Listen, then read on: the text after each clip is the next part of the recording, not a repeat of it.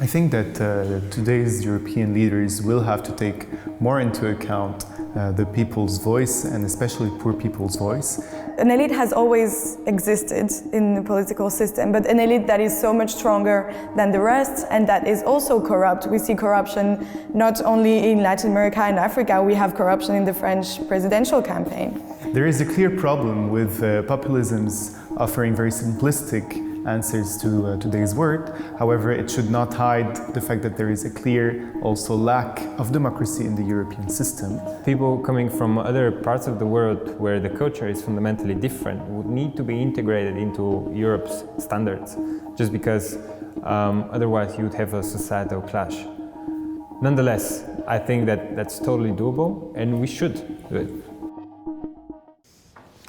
Ladies and gentlemen, welcome to this session. Europe, Capitalism, Populism, Democracy. We have three protagonists, very able, very experienced. On my immediate right is Mehdi Hasan, with a background in journalism, Channel 4, The New Statesman, The Huffington Post, and now the presenter and head-to-head and UpFront of Al Jazeera English. Next, Professor Miriam Meckel, who is the publisher of, I have to get the pronunciation right, WirtschaftsWoche, which is the German equivalent. You could clap me for that. I thought yesterday I did quite well with Gemeinschaft and Gesellschaft. She's the publisher and for the last 2 years has been the editor-in-chief of the paper. She's also a distinguished academic with concurrently chairs in St. Gallen, Harvard, and Singapore. And thirdly, fellow countryman Martin Wolf, chief economics commentator of the Financial Times, one of the leading economic commentators and thinkers of his generation, published a number of books, very influential, and in 2000 he was honored by Her Majesty the Queen for the award of the CBE, Commander of the British Empire, for his services to financial journalism. What I'd like to do in this session is really for us to focus on three questions. The first question is Europe today in crisis? People say it's in crisis, that it's in big trouble. What exactly is it? And if it's true, how did we get to where we are in Europe? The second is, the European Union started at the end of the Second World War, after the disasters of the 20s and 30s, the Holocaust, the Second World War. It started with a strong ideal particularly of Catholic people, Adenauer, Schumann, de Gasperi, Monnet, and so on. And they had this ideal of Europe coming together, not as a nation state, but as a transnational entity. What's happened to that ideal today? And if yesterday, like Timothy Garton Ash, you wanted to resuscitate, resurrect that idea of the European vision, the European ideal, what is it and how would you do it? And then thirdly, in terms of the harmony of Europe, the way the Brexit negotiations are starting, almost with megaphone diplomacy between Brussels and 10 Downing Street, what is the way forward for a harmonious, a prosperous, a liberal, democratic, free Europe?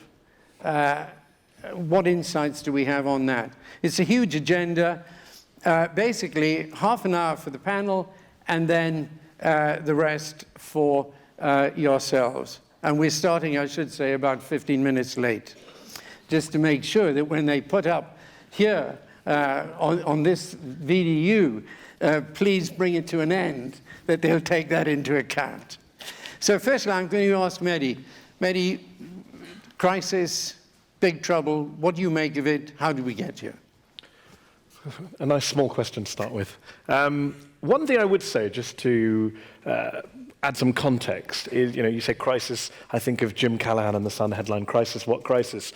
Clearly, there is a crisis in the European Union. There's a crisis everywhere in the world right now, financial, political, social. I live in the United States of America. You want a crisis, come to the United States of America. There's no comparison in terms of political and leadership crises in the US.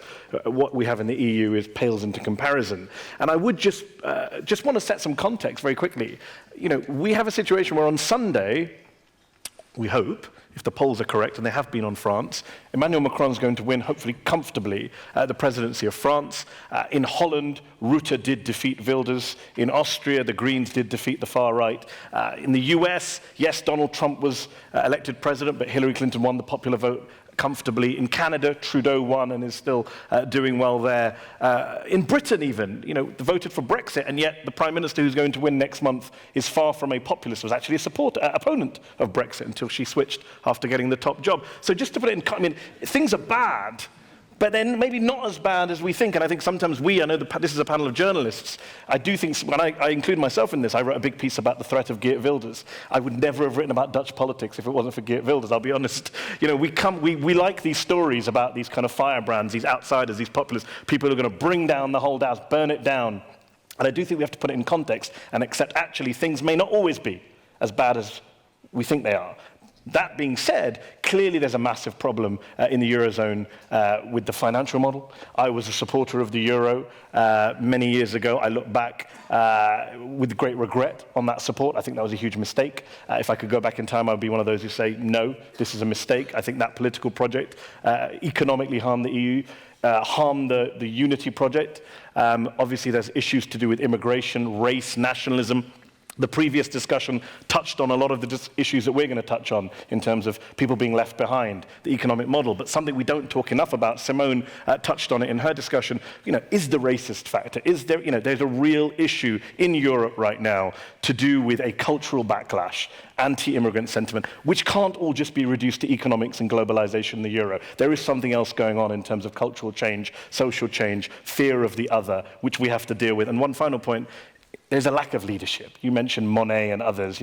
Even if you go back as recently as Helmut Kohl, Margaret Thatcher, who I am far from a fan of, knew how to make a case for things. We have a bunch of leaders in Europe today who are political pygmies.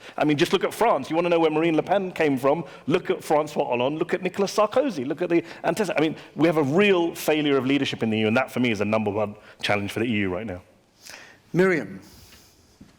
Well, I can relate to the phrase of context Mehdi just mentioned, and I think we need to make a little comparison between what's happening in Europe, what's happening in the EU compared to other parts of the world. And look at Turkey. The democracy is disentangling itself. Look at Russia, what's happening there, and how the problems, the challenges are evolving. Even look west and see parts of a banana republic coming up in a part of the world where we thought the liberal way of life would always be defended over there. So that is the context we need to keep in mind talking about Europe. So I would a bit provocatively put it like that. Maybe Europe is in a crisis, but it might be kind of a midlife crisis. 60 years is a bit late, I have to concede, but still, what I mean by that is that maybe the European states, the EU itself, is much more critical in their perception of what they can still achieve and what role they can still play than it's on an international comparison actually the case. And so we might be in the necessity to put the things in the right framework, to not exaggerate in just punishing the EU all the time and talking about it going down without the chance of return. Martin. The difficulty with this one is that the only possible answer is the hour-long one, so I'm not going to give you the hour-long one. This is the way I see where we are. And just before I make the big statement, I think it's very, very important for a project like the European Union it's wonderful to think of peace and harmony and everybody getting on with one another, but it really helps to have a common enemy. And our country is doing a really wonderful job. One of the points I made in a column that I wrote this morning, which of course I recommend very highly, is on what Theresa May should now do with her huge majority, is the British should congratulate themselves because we have succeeded in uniting the EU. This is not really a facetious comment, it's actually quite serious. I think we have achieved this. It's going to make life very difficult. My big view of what has been happening, we have a tendency as analysts to think of the world as determined. I think that's ex post hoc ergo propter hoc. So it had to happen. My view is that the Western world, our system, I'm not going to go into what's going on in the other parts of the world, I have views on it, is in what I think of as a zone of political fragility. We're in a time of fragility. And when things are fragile, to some degree, almost anything can happen. It depends on leadership, it depends on accidents. I don't think Donald Trump had to be president of the United States, and I certainly don't think Brexit was inevitable. But these sorts of things have become plausible. And there is fragility also in the EU. Can I just ask you, Martin, what's the cause of the fragility? Just come to that. So I'll just say, what has caused the fragility? And I think it's pretty clear. Before the financial crisis, we had a very substantial number of economic changes and cultural changes coming together in Western societies. The economic change being essentially, to a lesser degree in Germany, but essentially everywhere, vast reduction, basically massive deindustrialization. Deindustrialization is a very profound social transforming event, which went with a transformation of political institutions, or political institutions, particularly the organized working class and the organized parties of the left, which are associated with them. These are very, very big long-term changes. A strong tendency towards rising inequality with very strongly skill-biased technical change reinforced by globalization. This is clearly a very important general factor. Mass immigration and I think this is very important for lots of unhappy men, the complete transformation of the role of women, which I regard as the most beneficial change of my lifetime, but lots of men don't. Let's be quite clear. So all that was going on. And in addition to this, and this is crucial, the elites, the people who run our society, made a series of decisions. I think the single currency was one, and I was against it from the beginning. But more important, the process of financial and economic liberalization that ended up with the financial crisis, which delegitimized them to a significant degree, in a very important way, which is people looked at them and sort of said, well, this is sort of the deal of a complex democracy. You guys are supposed to know what you're doing.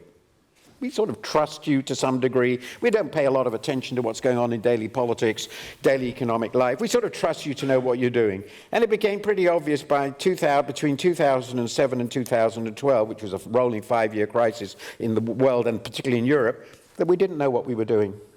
And so that people then say, well, let's listen to some people who do seem to know what they want. Populist leaders and so forth. So that's the zone of fragility. Then it's a question of how the regular establishment responds, how relevant their response is, how the economy itself performs, other factors which determine whether you end up with Trump or Le Pen or not, or Brexit or not. We didn't need to have Brexit. So I think we're in this zone of fragility. Now, it's nice to say this in Switzerland because Switzerland is not in a zone of fragility. So I'm reasonably sure, and nor I think is Germany, but many other parts of the Western world now are, which means, as I suggest, that anything can happen, and we should be aware that anything can happen, which doesn't mean it will happen, and it will depend a great deal, in my view, on policy choices. So I'll take the one final thing. Macron, I think, will win. I assume that's overwhelmingly likely. If not, all pollsters will have to go and hang themselves, because it's way out. It's outside the zone of any probabilistic outcome that he will lose. If he wins, he has to succeed, right? My fear is he won't. He won't, for a whole set of reasons. Then we could get Le Pen. Yeah. Jacques Delors, who was the person who really founded the euro, made this statement, and I was very surprised when I first read it. And he made it around the millennium, I think. He said, Europe has not developed, given the original vision, a heart and a soul. He says, if Europe doesn't in the next 10 years have a heart and a soul, it's got a flag and an anthem, but it hasn't got a heart and a soul, it's finished. Can I start with you, Miriam? German. Would you agree that the problem with Europe is people can identify with the country, the nation they're part of? It's much more difficult, maybe much easier for Germany, because of its history, to identify with the European concept than it is for other countries. But do you think it has a heart and a soul? If it hasn't got a heart and a soul, how can it develop one? I think it definitely has a heart and a soul, and that is related to the development of the generation of post-World War II, which my parents belong to, and that generation has never experienced a longer period of peace and economic growth and political stability. So whenever we think about this, I think we're in the situation today that we take it as a given, and it's not. It's not a given that we live in peace. It's not a given that there will be growth all the time in future, forever. And it's not a given that there is political stability, as we see in lots of other parts of the world. That is the identity of the European Union, thriving economically while living together peacefully. But that's an abstract idea. And of course, you need to create symbols, you need to create narratives, you need to create experiences, have experiences to make clear what does it mean for each and every one. And there's the problem, because people, of course, much more relate to their local environment. That's why people still read the news, the local news in the newspapers and elsewhere, because it's easier. It's not that complex. You can oversee it, you can understand it, you can grasp it in a way that you can't do with Europe. So that is the problem Europe has never solved, and that is something you can turn into a reproach, because I think there would have been ways to solve that problem. But still, the idea of Europe is not a given, and I think that is very, very important to understand that we are fighting for something. If it goes away, will really change our lives in a way a lot of people, the generation of the young leaders here and elsewhere, could never imagine. Mehdi, voting polls suggest that exit is not a popular idea in the countries of the European Union, like it's been in Britain. But on the other hand, people don't seem to want more Europe. Do you think Europe has a heart and a soul? It's a good question. I think whether or not Europe has a heart and a soul, and it's hard to decide that, but the bigger issue is there a perception that Europe doesn't have a heart and a soul? Does Europe behave right now? Do European leaders behave as if there isn't a heart and a soul? I think the answer is yes.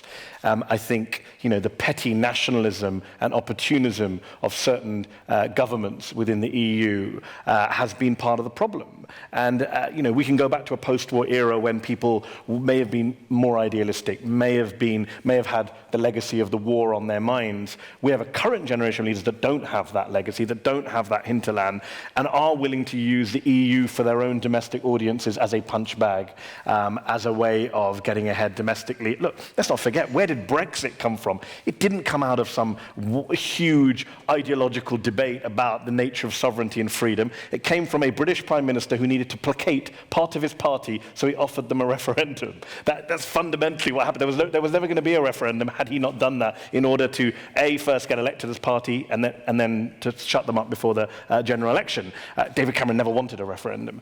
So that in itself was political opportunism, which backfired on him. He's no longer Prime Minister. He's now busy buying big sheds for his back garden. But the bigger issue now is if you have an organization, if you have an institutional grouping that today doesn't have, Martin mentioned it needs to be against something, agreed, and it also needs to be for something. What is it for? Is it for survival? Is it for trade? Is it for political unity? As you say, no one really wants to talk about political unity anymore. What do you think it's for? What should it be for? I think it should be for working for common good for issues which you can't do alone. A pretty straightforward sharing of sovereignty to deal with issues that you cannot deal with, that your individual European countries cannot deal with alone. That isn't what it's for. And when you say people say they don't want more Europe, I mean, again, what do you mean by that? I think if you ask people, do you want a federal government and a European army? I'll tell you what I mean by that is they don't want more power to Brussels. I mean, I can imagine if you had the French and the Germans coming together on defense under NATO, they may take that. But I would respond and say, what does it even mean to say more power to Brussels? Anyone who knows how the EU works knows that it works in diffuse ways. We're talking about councils of ministers, we're talking about civil servants, we're talking about a court system. So, of course, people don't even understand how it works properly, which was part of the problem in the UK when there was a great deal of Maybe I'm a prime example of that. I'm just saying we all use shorthand, and I think when we say more Europe, clearly, if you ask the voters in Germany, France, Britain, do you want a European army or a European superstate? They'll say no. But do you want Europe to be able to tackle climate change, which you can't do on your own? Clearly, they'll say yes. Of course. The wisdom of Martin Wolf. Does it have a heart and soul? I think that I don't think that's a good question. Because the way I think of this is it's sort of, if you're at the in the Martin, can I stop you for just 1 minute? Chairman, can I tell you why? Can I tell you why I asked the question? The real point underlying my question is this: can you have a heart and a soul in Europe without a certain culture underlying it? And has the culture of Europe changed so much over 70 years that today we have such an individualistic culture, very much the culture of digitalization, and that is a very weak foundation for the kind of heart and soul that somebody like Delors or the founders of Europe. That's why I asked it. I sort of understand why you asked it, but I'm going to say why I think it's not the best way to think about it. You're not changing, Martin. But I mean, because I think it's rather like if somebody in their getting up to the 50th year of their marriage. This is very close to my situation. Dares to ask his spouse, "Do you really love me?" It's too late.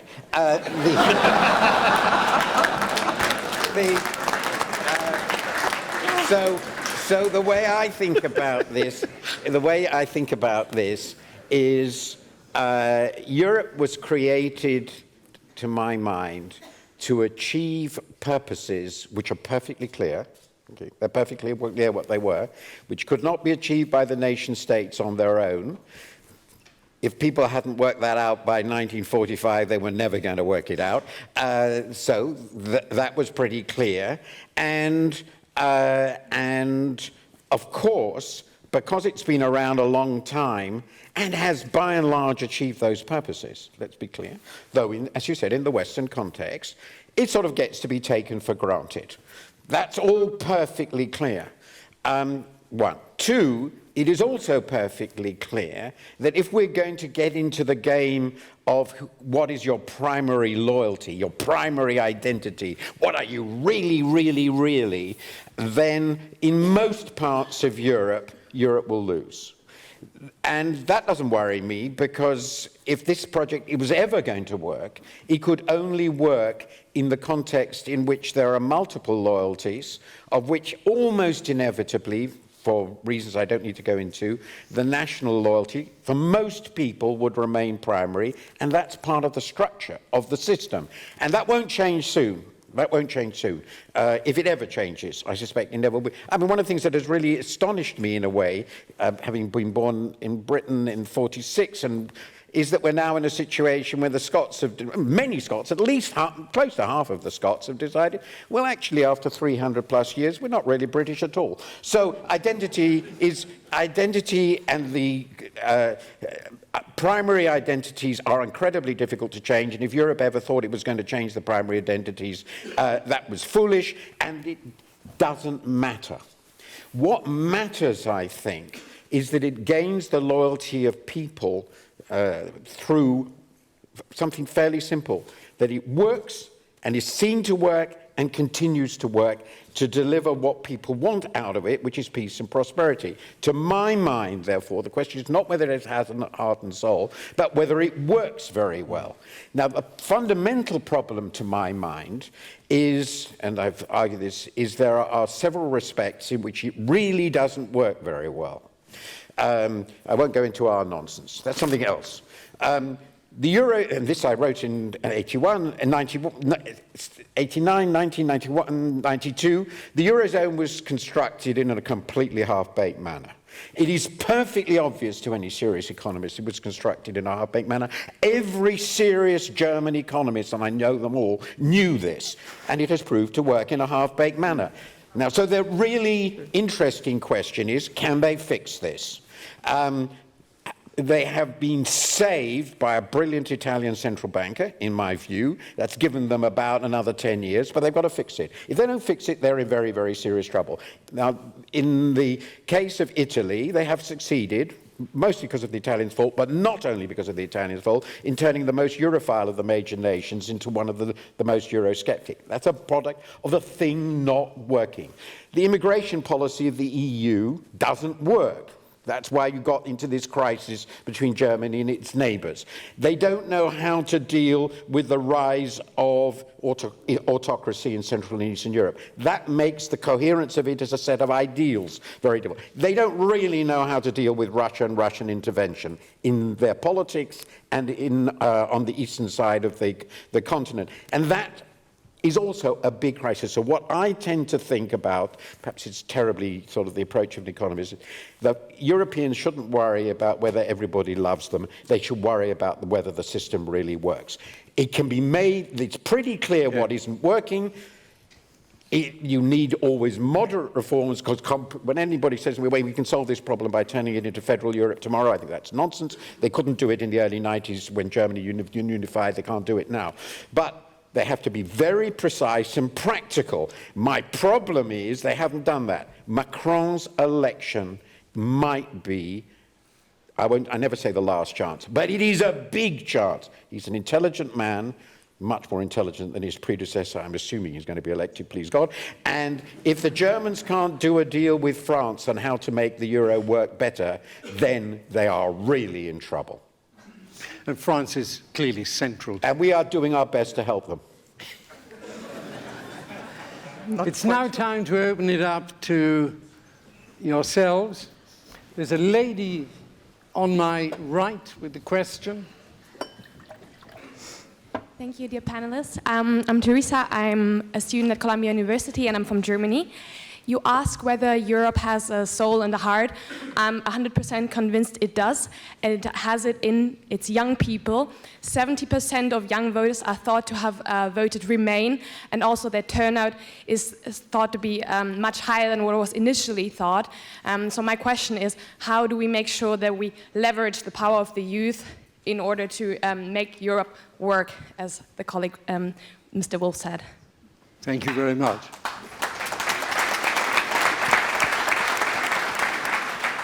Mehdi. I think it's a very good question. I was actually going to make a similar point when we ran out of time on the panel, which is, let's be clear, when we talk about Euroscepticism, there's a big age difference, even when it comes to the far right. The people who are voting for populist parties are overwhelmingly of an older generation, and younger people do have, even in the UK, do have much more faith in the European project. When you talk about democracy in the EU, people say, Eurosceptics rightly say, well, where is the demos, where is the people, to add that democratic element to an EU? And actually, amongst young people, there is a European identity. There is far more engagement with the ideals and with the fellow peoples. How do you leverage it is a very good question, which, I'll be honest, I have no clue how you leverage it. I mean, we've been talking about for the last 2 days. The first panel I did yesterday morning came back to how do you engage young people. And I think the politicians who were on the panel then didn't really have a clue. And I think, you know, we have these platitudes about we need to involve young people in politics, but no one actually knows how you're going to do that. What are you going to do? What specific policies are you going to take? Yes, you could talk about youth unemployment, which is drastically high in places like Spain and Greece. And one thing I would say, by the way, on the heart and soul, which I didn't say before, when you say, does the EU have a heart and soul? If I lived in Greece, I would say, no, of course it doesn't have a heart and soul. I mean, these are the people who helped reduce us to the status of a developing country through completely misguided, botched, heartless austerity policies. You know, it depends from what perspective you're looking at it. And again, you could say the heart and soul issue with austerity wasn't an EU issue. It's to do with, again, national government, particularly the German government, pushing that austerity line within the EU. But sorry, I don't have an answer to the leverage question. Can I Miriam. add to that? I think the interesting difference between the younger generation you're belonging to and the old generations is that you are driven by a motivation towards Europe because you've grown up with the experience of traveling, of exchanging in your way of getting through educational institutions and exchange. All these kinds of attitudes are basically planted in your heart and soul and brain, and that's why it just works out with this generation mostly. The older generation has had a totally different socialization with the idea of the European Union, and that's related to what Martin said before, because it was made by differentiation. We had the Cold War, we had the Berlin Wall, we had the East and the West, and so European identity was derived from the fact that there was the other one didn't want to belong to, and that needed to be held away, and that needed to be fought, and whatever we can imagine. And so identity that comes from the other you don't want is a totally different identity than an identity that comes from experience you have learned in your life and you have thrived on. And that is something we need to take into account. And making the last point also related to what Martin said, we need to figure it out how to fix that problem for the generation that's still in charge. Because if we do not fix it from an economic point of view, it will be a disaster. And if we do not find something we could do against something with the European Union, there will be an identity crisis for the generation that is still very important, the older generation. And one of those topics could, for example, in my view, be a security policy. Why don't we manage to get together in Europe? Because we all have to fight terrorism. We all have to fight developments in the world where we know we don't want them. So get together and put up an idea and a political process that unites Europe in something against something so that the older generations will have something to thrive upon because they have no other experience.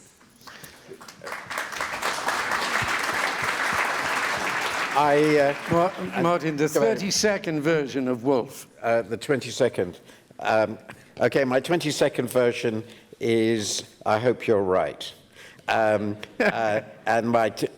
that's my 4 seconds. The remaining 10 seconds is I'm a member of the 60s generation, which was regarded at the time, God help us, as the hope of the future.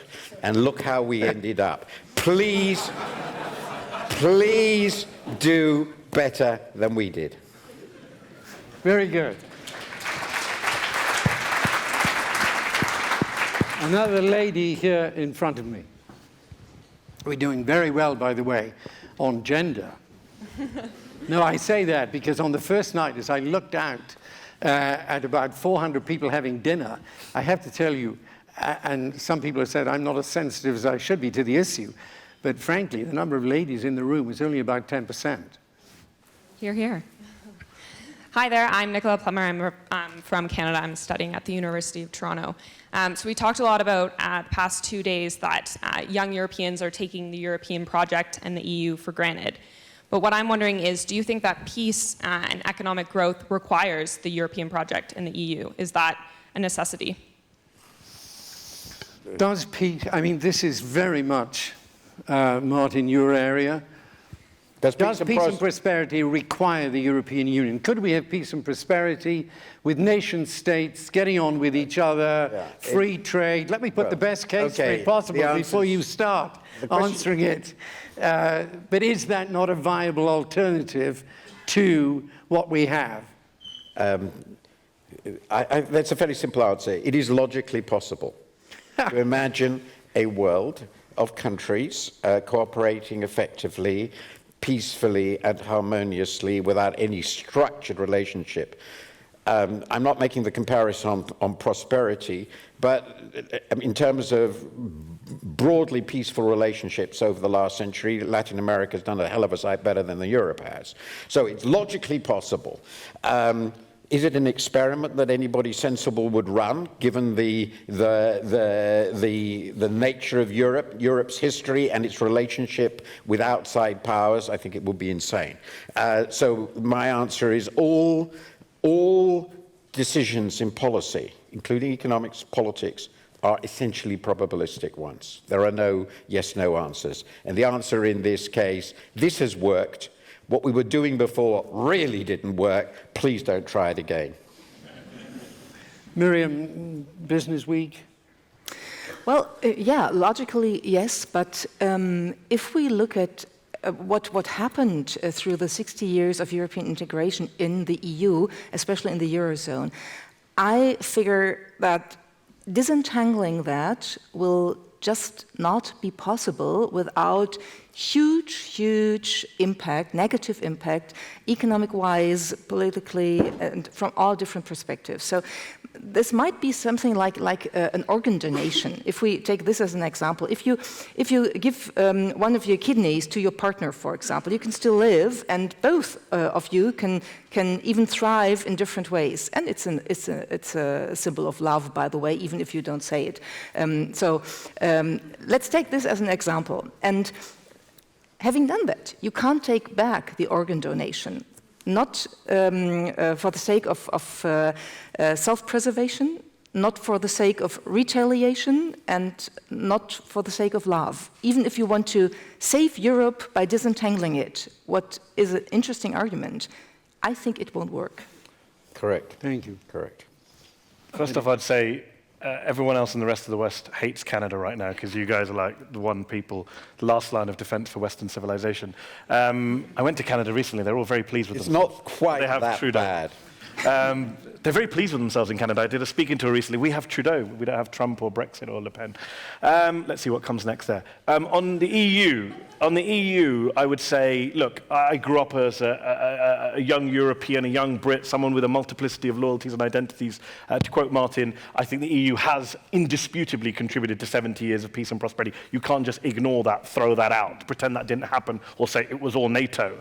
On the other hand, you can't deny the fact that right now, a lot of the nationalism, a lot of the inter-country spats and hatred has arisen out of the failure of the EU to work. As Martin points out, there's a reason why the Greeks were depicting Angela Merkel as a Nazi in their tabloid press and on their protest placards. The reason why the Germans were coming up with viciously xenophobic statements in their tabloid press about the Greeks and vice versa.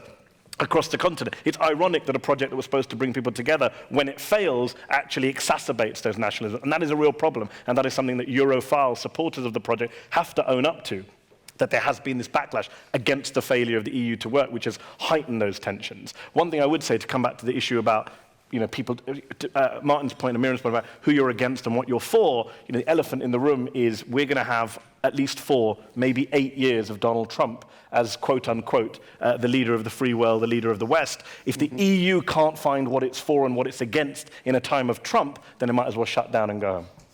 It is very helpful. Mr. Trump is a great help. Trump and Brexit. It's good for the EU. Yeah, very helpful. We have time for one last question.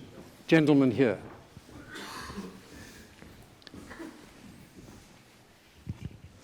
We've heard a lot about the young Europe and how they like Europe a lot, but the fact is there are less and less young Europeans. The existing generation is living longer, they're having less children, so a young European is perhaps a dying breed. In an era where people say demographics is destiny, is the destiny truly bleak? Do we need something like a new immigration policy to rejuvenate the population of Europe? Without it, what is the way forward? Can I say, I think it's a very serious issue of the demographics of Europe, not regenerating what we really have. Mehdi, do you want to comment on that? Do I think we need a better immigration policy? Yes. do I think for economic purposes, many countries in the European Union need immigrants to deal with the ratios and the demographics you talk about, to deal with the care crisis in the UK, massive issue of an aging population and who's going to support them, who's going to look after them, who's going to fund them. Clearly, that's an important role that immigration plays, and I think it's kind of economically illiterate to suggest otherwise. But do I accept that demographics is destiny? Not necessarily. Do I think that migration should be used as a tool of some kind of political or social engineering? Certainly not, because that's part of the whole far-right narrative. That's what immigrants are doing, and both in the US and in Europe, this idea that immigrants are being imported to change our way of life is part of the whole bloody problem of where we are today. So I would never encourage that as a kind of policy or philosophical proposal. But, you know, realistically, yes, people are having less babies and fewer children, et cetera, but the fact is that there is a generation of people who will be around in 20, 30, 40 years' time making decisions, running countries, who, to quote the earlier question, hopefully will take a different view on issues of migration, on issues of cooperation, on issues of working together when it comes to issues like xenophobia. And that is a big problem. You know, we have to say again and again, look at the Brexit vote. You know, rich and poor didn't affect the Brexit vote. Eric Kaufman of the University of London did a big study and said whether you're rich or whether you're poor was statistically insignificant as to whether you voted for or against Brexit. You know what he found was one of the biggest correlating factors for why people voted for Brexit, or to identify someone who voted for Brexit? Support for the death penalty, which has nothing to do with the Brexit vote, but is to do with a certain cultural mindset, a certain way of looking at the world. So yes, I do think we have to recognize that there is a massive age difference, there is a massive cultural difference. Will time win out? To quote Martin, I hope so, but you know, the precedent's not always great. Miriam. Yeah, I think you're right. Demography is not destiny. Death is destiny, and that's it, period. And everything in between we can try to figure out and come up with solutions. And Mehdi just made his point. I don't need to add upon that. But I think talking about the cultural values of the European Union, or Europe itself, we talked about prosperity and we talked about peace. And the third one, in my opinion, is enlightenment. The values and the ideas of enlightenment in a liberal and open society. That's what describes Europe and has always described Europe. And related to what Mehdi just said, this is what we need to care about. And if we do not care about that one, then there is really a danger of getting off track. Martin. We're at the end, right? So, because this is important. One of the interesting things about this discussion is we've only talked about Europe and Europe's in relationship to North America briefly. So the first and most important point is Europe is a declining part of the world on every dimension, which is one of the reasons Brexit was so stupid. There were so many. I think our chairman will disagree with that, but anyway, that's my view. But anyway, we are a declining part of the world. Demography is certainly destiny in that part. Declining part of the world's population and declining part of the world economy. Every year, Europe becomes a smaller part of the world economy, quite significantly, by the way, and that is going to go on. And that's very important in thinking about the future of Europe in the world and the way it speaks to the world. Because I happen to believe, despite the odd mistake or two, Europe still has something to contribute. The second point is immigration can't solve the demographic crisis. People don't understand this well, but there's a very simple point about it. Immigrants age too. So if you start, I can do the numbers for you, the rate of immigration required to stabilize age dependency ratios in the EU are such that the population of the EU would over the next 60 years have to triple. So it doesn't sound very plausible. So it's a help, you know, it's clearly a help. We should have a sensible immigration policy. It doesn't solve the problem. Getting older is not a problem, it's a solution. I think, you know, there are lots of young people here who probably don't think they're ever going to die, but there are lots of people who do, who know that they're going to, and on the whole, the fact that life expectancy is so high is a rather nice thing, so I'm not going to complain about that. It would be a good thing in those countries. Replacement rates, fertility rates vary a lot in Europe. Across countries. They vary a lot. There's not one pattern. And I think it's becoming reasonably clear the sorts of policies you need to pursue that persuade people, which basically means, sorry, not people, women, to have children.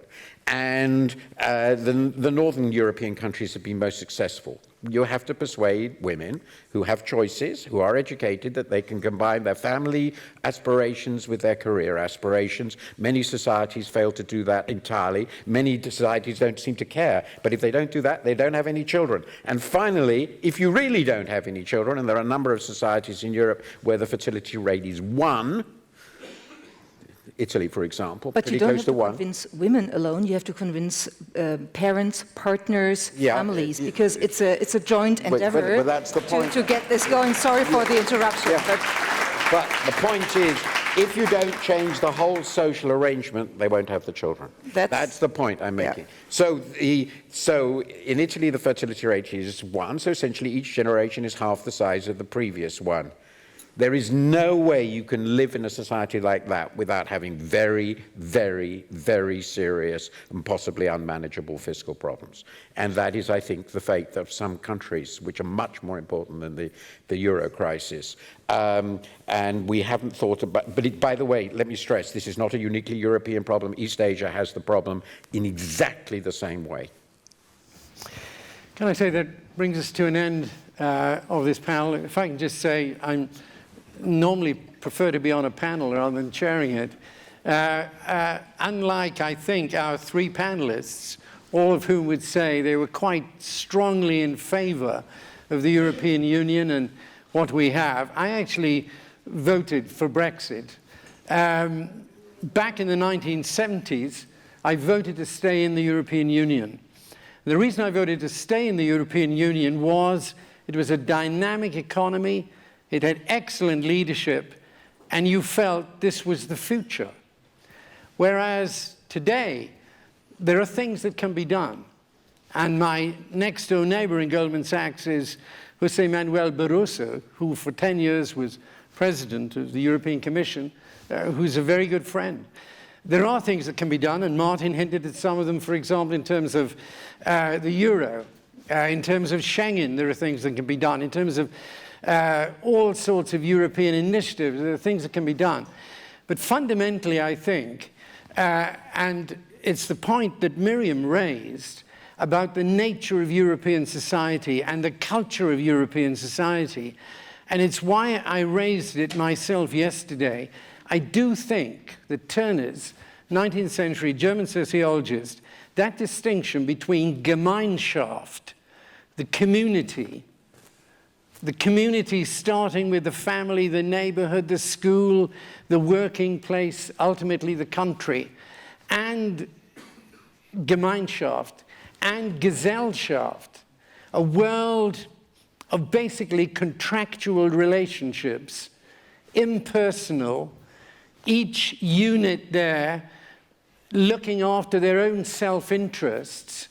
I think that that is a major issue. And I think a lot of people who felt left out and left behind in Europe and who voted, therefore, for Brexit or who vote for minority parties are saying, we really want to be part of more communities which, when we fall over and have problems, can help us. And I feel that the vision that we have at present, all of my children are much more pro-European in this sense than I am. But the problem is, how do we as a nation create this culture? And I do feel that the cultural roots of this subject are extremely important. The panel has been fantastic, lively, interactive. You have to confess you couldn't have done better. So can we give them a very big hand?